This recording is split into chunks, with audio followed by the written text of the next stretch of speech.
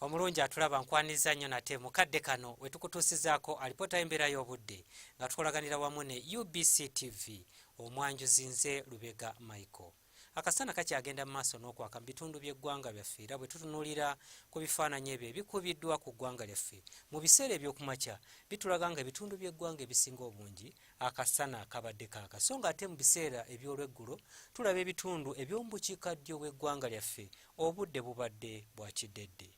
Byo ebifaananyi ebikubiddwa ku ssemazinga wa Africa bitulaga sseruwandula mpewo asimbye ku guyanja ogwa Atlantic okwo kw'ossa ne sseruwandula mpewo ku guyanja ogw'e Buyindi zeeyongedde okunafuwa ekireetedde omukuubo gw'enkuba okwekuumira mu bukiikaddyo bw'eggwanga lyaffe okwo kw'ossa n'empewo enkalu okuva mu ddungu ery'omu Sahara nga zoolekedde eggwanga lyaffe ekireeteddewo ekyeya kye tulina n'akasana okwememula.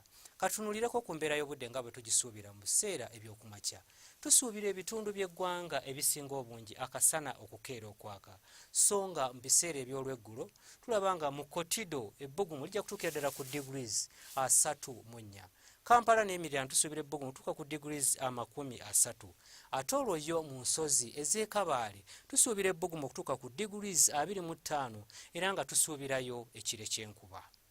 Byo ebibuga ebyebunaayira ekibuga nga Nairobi ne Johannesburg tusuubira enkuba okutonya mu bigo ebyo, so nga ate mu Washington ne Moscow tusuubirayo omuzira ogw'amaanyi okugwa era ng'obunyogovu bukyali bw'amaanyi mu bibuga ebyo.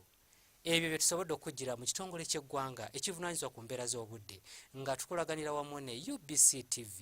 Ebisingako awo osobola okugenda ku mutimbagano gwaffe nga bwe guli ku lutimbe gaggadde olwa UBC.